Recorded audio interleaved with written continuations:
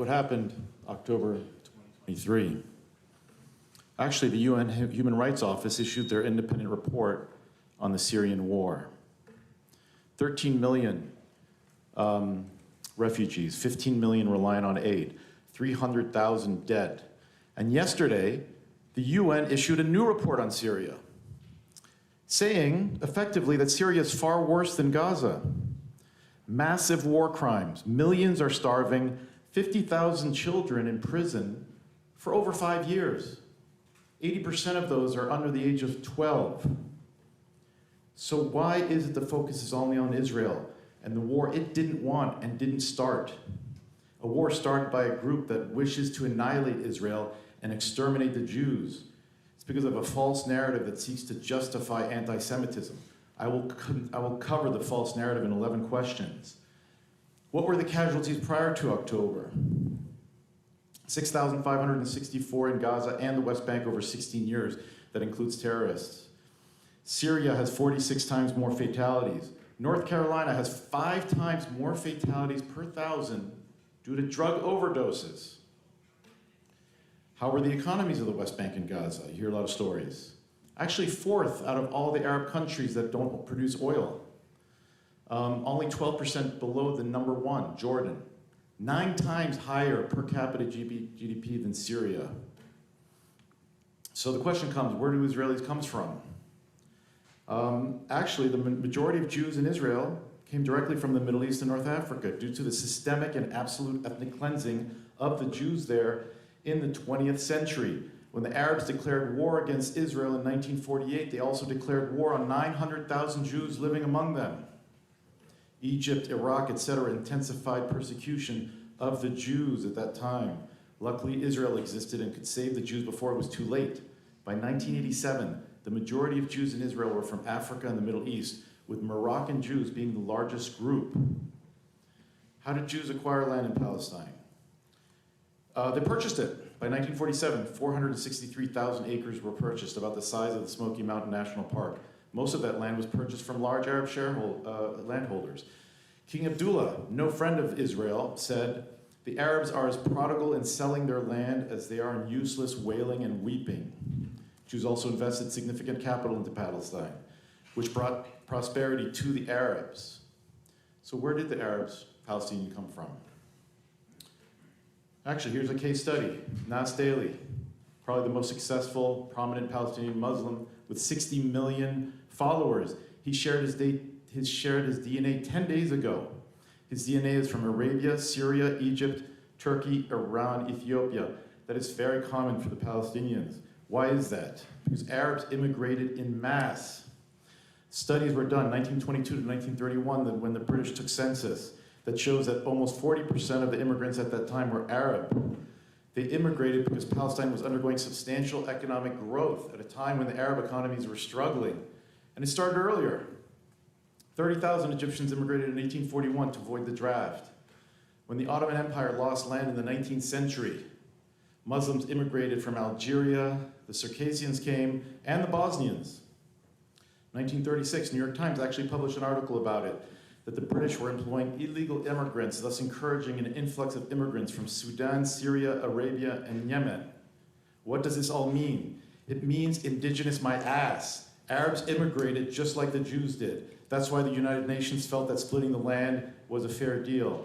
And if you want even more proof, every report in the 1800s said Palestine was desolate, including Mark Twain, who visited in 1867 and wrote a book about it. How were the Jews treated in the Middle East? Like crap. Humiliation was institutionalized by the Pact of Umar in the 9th century.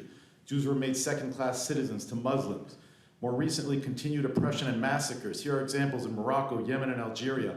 Quote, "Another blood-stained page was added to Algeria's long and lurid history of anti-Jewish disorders," 1934. In 1882, an article was written about Jews afraid to be in Syria and how they suffered under Muslim rule. From 1915 to 1918, the Turks killed or got rid of all the Jews of Palestine. Did the Arabs welcome the Jews to Palestine themselves? No, of course not. Arabs have been killing Jews in Palestine since at least the 1500s and for centuries into the 20th century. Israel didn't exist, and they still killed Jews. In 1922, Jaffa Arabic Daily says, "Copy Egypt and organize some real attacks, guys." And they did. 1929, Arab riots were massive. Arabs raid mercilessly. Arabs savage and raid. Sound familiar? Israel didn't exist at that time. Riots part of the plan, says Arab leaders. Arabs burn cities of Safed, and Syrians invade from the north. Then the Arab Revolt from 1936 to 1939. 3 years of continuous terrorism and violence. Again, Israel didn't exist. 1937, Arab terrorism goes on. 1938, Arabs in Palestine talk of holy war. 1946, terrorism, rioting, sabotage. Arabs actually told Zionists that the Jews in the Middle East are hostages for Palestine. Hostages, sound familiar? Was religion a factor? Of course it was. 1938, propaganda for jihad is spreading among masses and inciting them. Tell them that the Mosque of Al-Aqsa is in danger and they're incited to fight, even die. That's 1938. The Nazis get involved and encourage a holy war in the 40s. In 1947, the Council of Ulemas calls on the Muslims throughout the world for jihad to prevent a Palestine split. It's an unconditional obligation, and whoever rejects it is a sinner. So yes, this is a holy war that the Arabs started long before Israel existed. How did the British and the US treat Israel? Terribly. In 1939, the British limited immigration for the next 5 years to just 50,000 people. Britain literally signed a death warrant on the Jews of Europe because they were afraid of losing Arab oil. And yet the Arabs continued to immigrate after 1939. The British also funded the largest Arab army that invaded Israel in 1948, the Arab of Transjordan. The US officially abandoned the partition plan and had an arms embargo because they were afraid of losing oil concessions as well. Why? Because in 1947, the Arabs threatened an economic break. How did the war start in 1948? 5 Arab countries invaded Israel on the day the British left.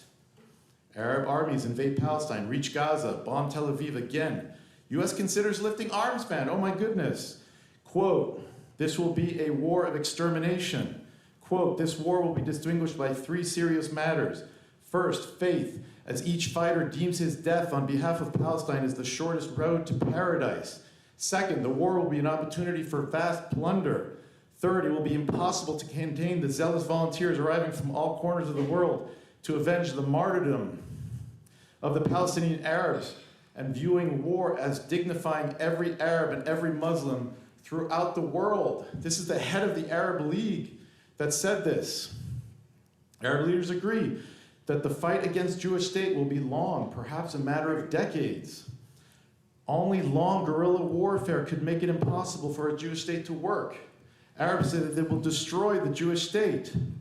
Not like Dachau, is it, Herr Mufti? This is from 1948. 3 years after the Holocaust, the Arabs wanted to inflict another extermination on the Jews. That's clear as day. No, never again. And why did the Arabs leave Palestine? It's very clear. They were told to leave. In fact, if they didn't leave, they would be regarded as renegades and traitors. The Prime Minister of Syria wrote in his book, "We brought destruction upon a million Arab refugees by calling on them to pleading with them to leave their land." Even Mahmoud Abbas admitted it in 1976. "We forced them to immigrate and leave their homeland and threw them into prison like ghettos." In the past 100 years, Europe, the Middle East, and Central Asia have all tried to exterminate or ethnically cleanse the Jews. The Jews must take their survival into their own hands because the world has shown repeatedly that Jewish lives do not matter.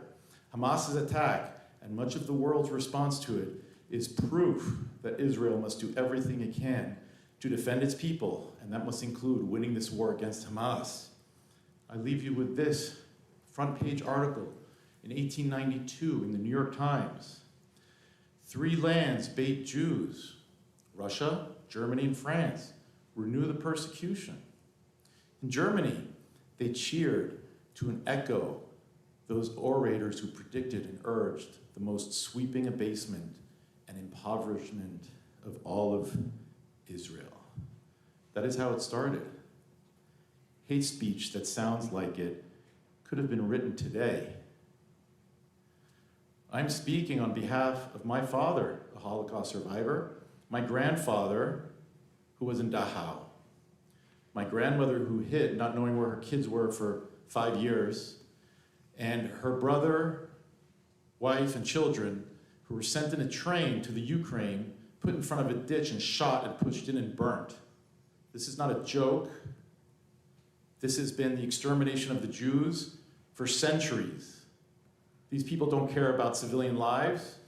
If they did, they'd care about Syria. If they did, Hamas surrendering would be a very small concession to save millions of lives that they claim are at risk. Thank you. Thank you.